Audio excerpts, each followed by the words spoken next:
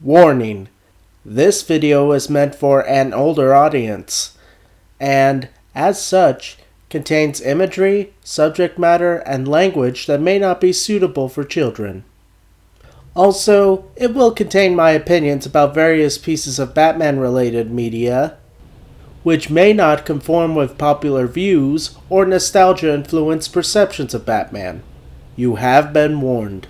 Also, at the time that I am making this video, I'm recovering from a cold, so I apologize if my voice sounds a little off at times.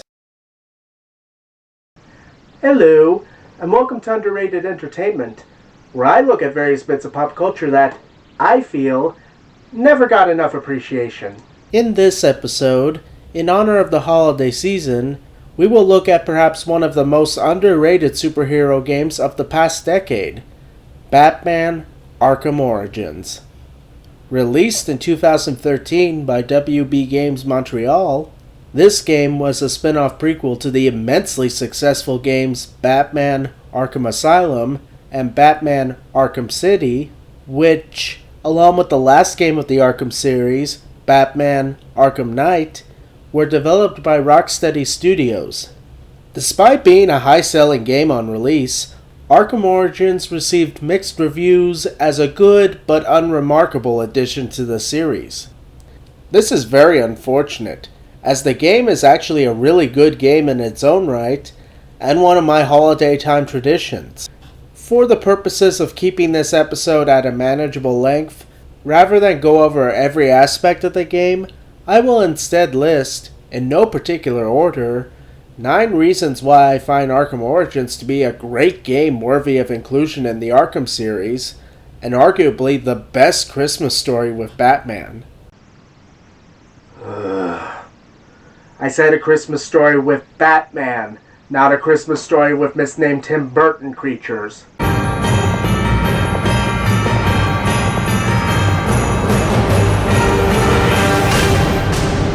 One way in which Arkham Origins stands out is in its compelling story. A story that not only focuses on Batman's first great test as Gotham's protector, but also establishes a compelling foundation for Batman's relationships with not only his future allies, but also his greatest adversary. The game takes place 2 years into Bruce Wayne's tenure as Batman, and roughly 8 years before the events of Batman: Arkham Asylum. At this point in his career, Batman, although no longer a novice crime fighter, has yet to cement his reputation. As much of Gotham questions whether he's an urban legend made up by superstitious criminals, Commissioner Loeb, any comment on the rumor that it wasn't actually the cops who captured Mr. Day? There is no such thing as the Batman. or, if he does exist, is merely a dangerous vigilante. Don't hurt me! Please! In addition, Batman has so far only had to deal with common street thugs, Gotham's crime families, and a deeply corrupt Gotham City Police Department. This all changes one fateful Christmas Eve, however, as Batman faces his first great challenge as Gotham's would-be savior. Gotham's reigning crime boss, Roman Sionis, aka Black Mask, orchestrates a massive assault on Blackgate Prison, murdering the city's corrupt police commissioner and having a mutated mercenary named Killer Croc try to murder Batman. After defeating Croc and escaping apprehension by the police, No such thing as a Batman, huh? Batman finds out that Black Mask has offered 8 highly skilled assassins the opportunity to come to Gotham for the chance to kill him, offering $50 million to whomever does it before the night ends. These 8 assassins are Killer Croc, Lady Shiva, Electrocutioner, Copperhead, Deathstroke, Deadshot, Firefly, and Bane. Knowing that if he doesn't act, these assassins would tear Gotham apart and murder countless numbers of people, Batman takes it upon himself to find them and Black Mask and take them down. Things begin to get far more complicated as the night goes on, however. After defeating some of the assassins and interrogating an up-and-coming crime boss named the Penguin... Yes, I said crime boss, not a black goo spewing mutant freak living in a sewer. Batman investigates a police report claiming that Black Mask has been murdered, only for him to eventually realize that something far more sinister is at work here. Someone killed Black Mask, but this crime took place several days ago. And I saw Black Mask earlier tonight. Eventually, Batman finds out that Sionis has in fact been kidnapped by a shadowy figure who has been pretending to be him. A shadowy figure who was the real culprit behind the attack on Blackgate and the placing of the bounty on Batman's head. Finding out that this imposter is about to break into a bank owned by Sionis, Batman attempts to intercept him at the bank, leading to one of the most epic moments of the game, when this shadowy figure is revealed to be none other than the man who would later become Batman's greatest enemy, the Joker. Thus, one of the most important plot points of the game, the first confrontation between these two iconic characters, is established. As Batman pursues the Joker to the massive Gotham Royal Hotel and, to the Joker's astonishment, saves him from a fatal fall so that he could be taken in by the police. Where'd he go? Huh? The Bat. Your partner. My partner? Who else would jump off a building to save your sorry ass? You know, officer. I was wondering the same thing myself. In battling the Joker and the assassins he's hired, Batman finds himself confronted with the fact that his early stance against accepting help I don't need any allies. has proven to be very self-defeating. I can't do it. I can't stop them. And that if he wishes to succeed in the long run, he needs allies. This ties into the other important plot point of the game, the formation of Batman's alliance with police officer and future commissioner James Gordon.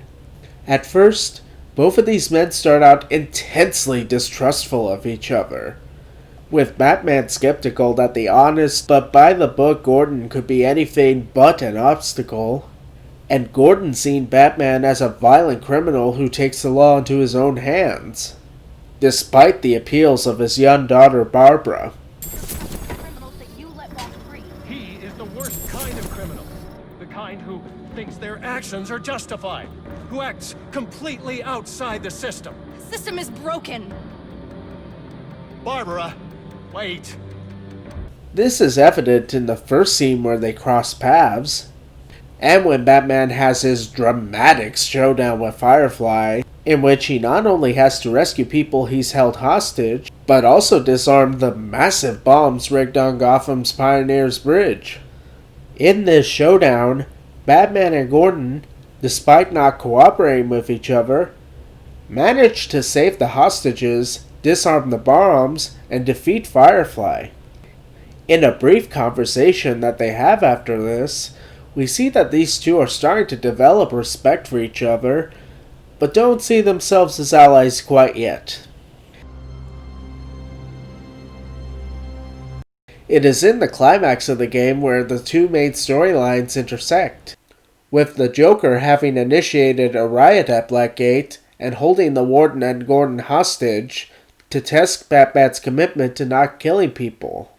He does this by placing Batman in the seemingly unwinnable scenario where either he fights Bane to the death, or lets Joker and his hostages die in an electric chair that happens to be rigged to Bane's heart monitor.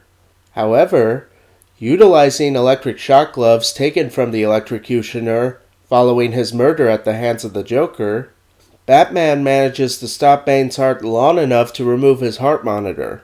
The Joker, believing that Batman has killed Bane, makes his escape after shooting Gordon. Even though Gordon is unharmed, he is reluctant to help Batman catch the Joker. Our help? You're the so-called vigilante. Or is one kill enough for you tonight? Only for Batman to prove to him that he can resuscitate Bane.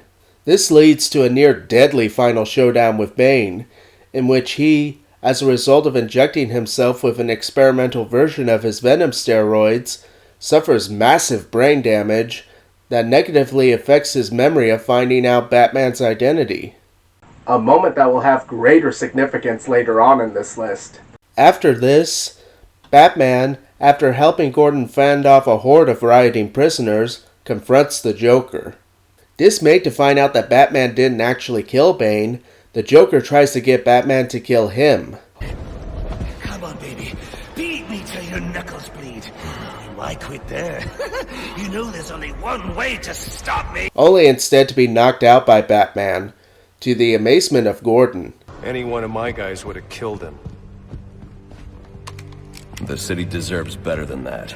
Despite initially wanting to arrest Batman, Gordon comes to realize that Batman may in fact be a symbol of hope for the city, and that maybe together they can make a difference. Meanwhile, the Joker is taken into custody, finding humor in the lengths Batman will go to avoid killing someone, thus showing how his obsession with Batman will end up being the defining struggle of the series. Honestly, with its focus on Batman fighting very Gotham-centric villains, this is a story I wish Batman Begins had been. But more on why that is later.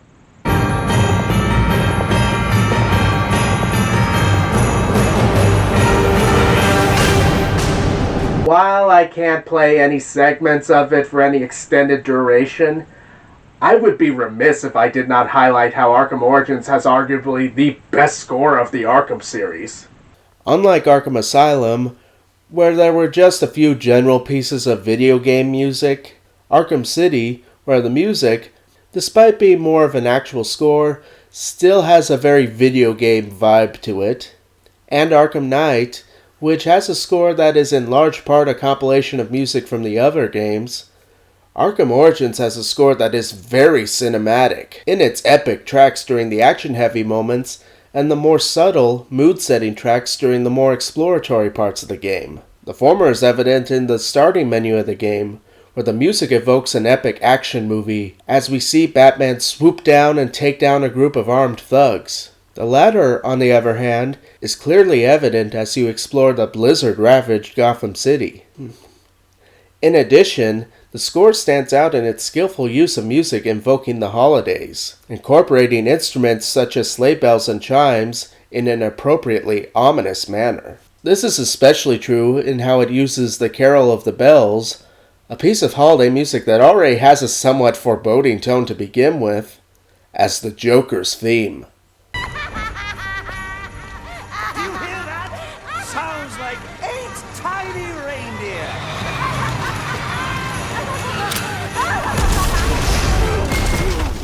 How fucking epic is that?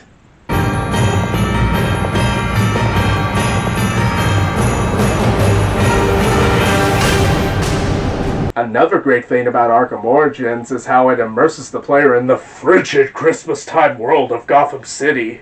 While some reviews of this game criticized how its map was not as densely populated as Arkham City's, I feel that makes sense in context. For one thing, it's made clear at the start of the game that a blizzard is hitting Gotham City that Christmas Eve, and that a curfew has been put in place, thus providing a believable explanation for the lack of crowded streets in the game. Also, it provides an extra layer of ominousness, with Batman exploring empty parts of the city that are decked out with holiday decorations, some of which have holiday music playing in the background. Also, the ever-present snow flurries, high winds, and snowbanks help to sell how bitterly cold the evening is, making me want to have a hot meal and a blanket while I play it.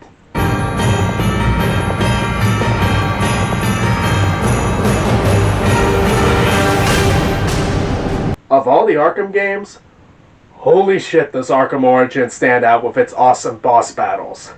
For one thing, there's considerably more variety in the ways in which Batman fights the game's various bosses than in the other games. For instance, when you first play the game, the Deathstroke fight will really mess you up big time, as a good chunk of it requires careful timing of counterattacks with regular attacks that requires paying extra attention to the brief QuickTime event cues during the fight. This difficulty, however, is fitting, given how much Deathstroke was hyped during the advertising for the game as one of Batman's toughest foes, which makes the moment when you finally defeat him very satisfying. It's over, Slade. What are you?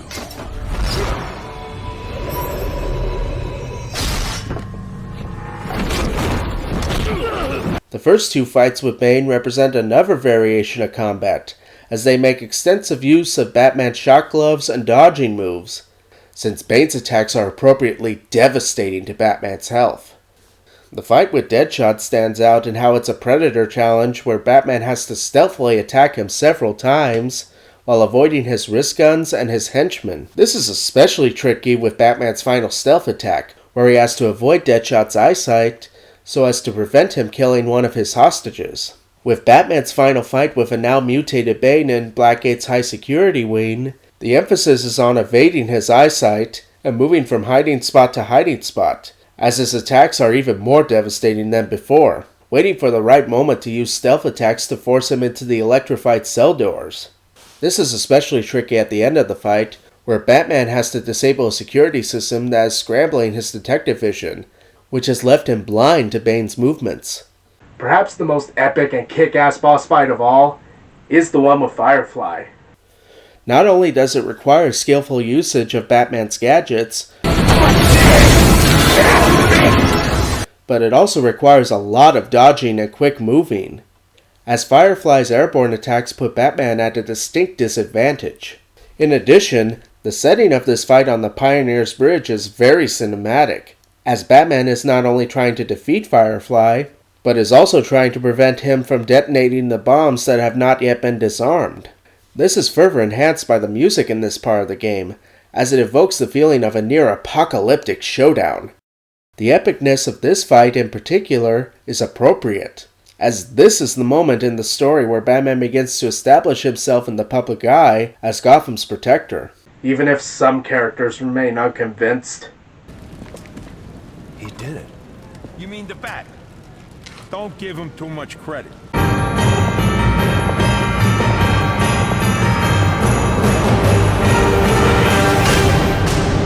In an open world game like Arkham Origins, having engaging side missions quite often is just as important as having a compelling main story. In the case of Arkham Origins, we have ones that, for the most part, are fun in how they incorporate not only various characters, but also Batman's various skills. In addition, these side missions also ensure that there are no major plot holes at the end of the game. For instance, two of the assassins hired to kill Batman, Deadshot and Lady Shiva, can only be defeated by first investigating crimes committed by them as a means of finding their locations. On a side note, as someone who really doesn't like the character of Ra's al Ghul or the characters directly associated with him, I really appreciate how Shiva and the League of Assassins are just a side mission in this game, unlike in Arkham City where the League of Assassins pretty much hijacks the story. In addition, throughout the game, Batman comes across various crime scenes to investigate. While not as action-packed as other parts of the game, these missions do highlight Batman's detective skills, even if they are crimes without multiple suspects. Finishing all of these investigations at the end of the game unlocks a special mission where Gordon asks Batman to round up a bunch of prisoners who broke out from Blackgate during the Joker's riot. While this particular mission does seem like busy work, it does serve the narrative purpose of strengthening Batman's alliance with Gordon. Alright, that's the last of them. Thanks, Batman. I owe you one. Then do me a favor. Tell your people to back off and let me do my job. I'll think about it. Don't take too long. I've got a feeling we'll be doing this again soon. For completionist players like myself, there is the side mission where Batman encounters Enigma, who is of course an early version of the Riddler. Instead of trophies like in the other games, this mission has players collecting hidden bits of encrypted data that Enigma has collected, which contains compromising information on various prominent individuals in Gotham that he plans to leak to the public. You lost, Batman. Might as well head home and get some rest. With everyone's deepest, darkest secrets about to go on public display, I've got a feeling tomorrow's going to be a very busy day for you. Collecting this data not only enables Batman to collect enough information on Enigma to find out his identity, but also unlocks bonus audio tapes of various characters that provide Easter egg references to not only events unfolding in the game, but also events that would later unfold in the series. You can still halt Enigma's plans and put him on the run by just destroying his server network across Gotham, which also unlocks fast travel locations throughout it. There are also the side missions with Barbara Gordon, Bane's mercenaries, and Black Mask's associates which, although more focused on taking down hordes of enemies and destroying illicit cargo, still serve the purpose of making sure that Batman doesn't forget about the other criminal elements causing trouble in Gotham, thus showing that he's a character who can actually engage in long-term thinking. The mission with Barbara itself stands out in how it lays the foundation for her eventually becoming one of Batman's key allies. That's it, we did it! Well, you did most of it, but I helped, right? I think we make a pretty good team. So if you're ever, looking for some kind of partner, I'm here for you. Anyway, I'll let you get back to kicking ass and keeping us safe. And you'll see, one day my father's gonna figure out just how cool I already know you are. With the side mission involving Anarchy, a radical domestic terrorist who believes that destroying the economic and political order in Gotham will magically make things better for the downtrodden. Which, of course, has no relevance to the real world. Batman is confronted with how his actions could have negative consequences. Not only does Anarchy almost kill scores of people with his bombs, but he also refuses to understand how his lethal measures make him just as much of a criminal as those he opposes. He thus represents the type of thug vigilante that Batman could very well become if he ever lost his way. Granted, his whining soapboxing can get very irritating. A lot of innocent people almost died tonight because of you. Innocent? They watched as Gotham went to hell and didn't do a thing! They're just afraid. No, they're weak! And so are you. Making it nice that his side mission is among the quickest to complete. Interestingly, one of my favorite side missions in this game happens to be one of the quickest ones to do. This is the one where Batman first encounters the Mad Hatter, who is just as creepy here as he was in his brief appearance in Arkham City. Oh, perhaps we don't see eye to eye after all. Let me remedy that. In this mission, Batman has to save a young girl whom the Hatter has kidnapped to be his new Alice, only to become entrapped in a nightmarish hallucination of Wonderland, brought on by the Hatter's mind control devices. What sells this mission is Peter McNichol's performance as the Hatter, which exudes a creepy, pedophiliac demeanor that makes his demented evil stand out.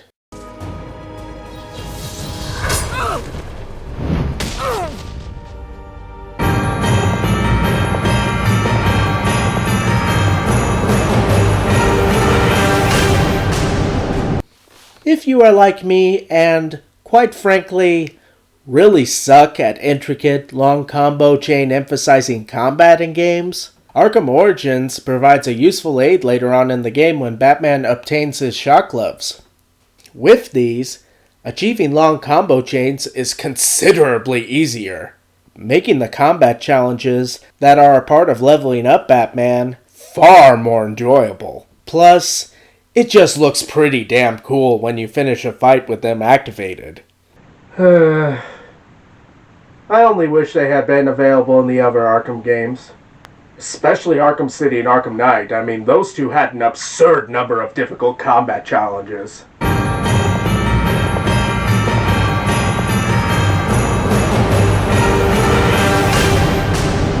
Interestingly enough, when I first saw the trailers for Arkham Origins, and saw that the Joker would be in it, without being voiced by Mark Hamill, I was initially skeptical, given how he is arguably the best Joker ever. Also, the advertising of Joker as merely a part of the Rogues Gallery in the game made me question just how distinctive this version would actually be. When I finally played the game, I was relieved to find out that my fears had been largely unfounded. Not only does Troy Baker, who voices Two-Face in Arkham City and Arkham Knight, do a good impression of Mark Hamill's Joker, with some wonderfully demented but humorous lines. Wireless find these guys. I'm sure they talk a big game, but put any of them in the old electric chair and they bawl like little girls. Trust me, I've done the research. Incredible. Well, they really outdid themselves with this penthouse suite. The bathroom has 3 kinds of soap. I mean, who has time for all that cleaning? I usually just hop into a vat of acid and call it a day. Where did I get all of this, you ask? Well, I got a great deal on an out-of-service amusement park. Oh, you should have seen the look on the real estate agent's face when we shook hands on the deal. But makes it different enough to reflect how the Joker in Arkham Origins is not as seasoned in his mayhem as he is later on in the series. For one thing, a big part of his arc in the story is how he develops his obsession with Batman. At first, when posing as Black Mask and putting the bounty on Batman's head, he underestimates how formidable an opponent Batman is, as he makes clear after his first encounter with Batman. I'm sorry, it must be a bad connection. I thought I heard you say that after I shot him and blew up a building on him, the bat somehow survived. If he was dead, there'd be a body. There ain't no body. Well, since I know that's impossible, I'm going to let you reconcile my vision of reality with your version of reality, and in case your pea brain can't parse big words, I'll translate it into thug speak for you. Kill the bat, or I'll kill you! As Batman pursues him, the Joker begins to appreciate Batman's resilience and theatricality. Resourceful. Now play fair. Don't make me take your little belt away. Even if it annoys him how Batman is not easy to kill. So, we have made it to the end of my little carnival ride. Unfortunately, you're supposed to be dead by now. Excuse me, I just go shoot the architect. Come here, you little boss. Please, don't. Ah!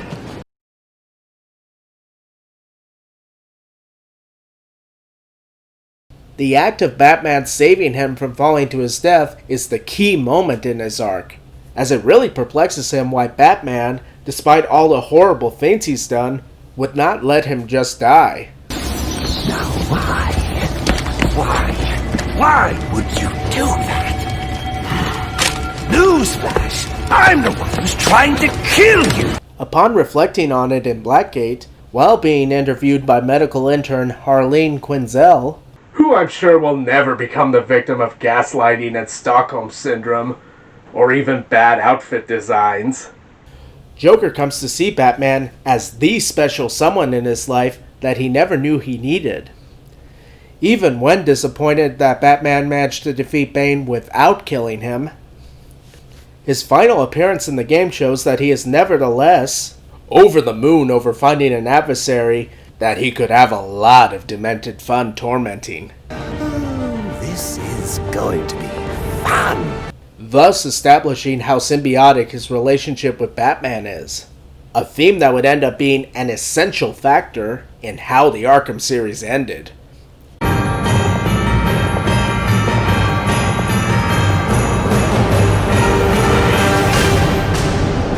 If one were to play Arkham Origins simply to speedrun it, they would actually miss out on an extra layer of fun characterization with Batman.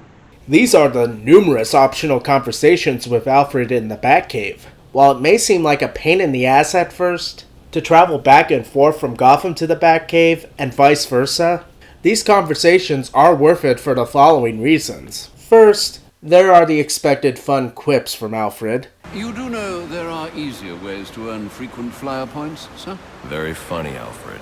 Why, thank you. Just a few more remarks like that, and I'll have earned my spot in the Sarcastic Butlers Hall of Fame.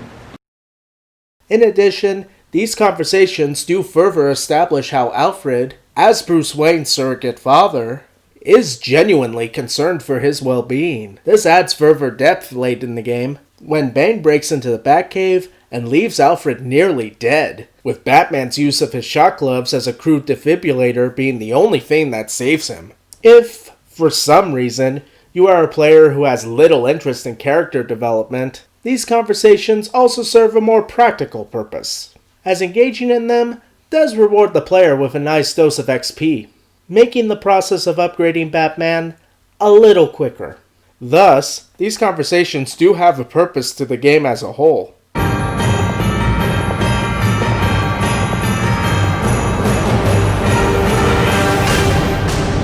Now, I know, some of you are probably thinking, of all the scenes in this game, what makes this one so damn special? At first glance, it seems pretty basic, with Barbara providing exposition for how Batman can hack into the GCPD's servers in order to figure out how Black Mask's apparent murder was not quite what it appeared to be. However, this scene is important for the following reasons. First, it showcases how Barbara has faith in Batman, as evidenced by how she provides a distraction that enables Batman to make a clean getaway when a SWAT team shows up. In addition, it shows how Barbara already has extensive tech knowledge that would end up making her an indispensable asset to Batman in the future. Finally, there's the utter poignancy of Batman's answer to her big question. Why do you do what you do? Because I made a promise. Just those 5 words carry a lot of meaning, not only due to how even the most casual Batman fan will understand them, but also with the serious conviction in his voice. Look, sometimes I don't know what to think about this. It's just something I have to do. This moment captures the essence of Batman as the embodiment of hope and justice in Gotham. A point that far too many people keep missing. Thanks for watching this video. If you enjoyed it, please like, subscribe, share, and ring the bell. Also, follow me on Twitter at PCNHGuy. If you want to help me make more videos similar to this, or you just want to support my channel, maybe consider contributing to my Pop Culture and History Guy Patreon, and get a shout out in my future videos and other benefits. Just as long as your username is something that won't get me in trouble if I say it out loud. Have a nice day.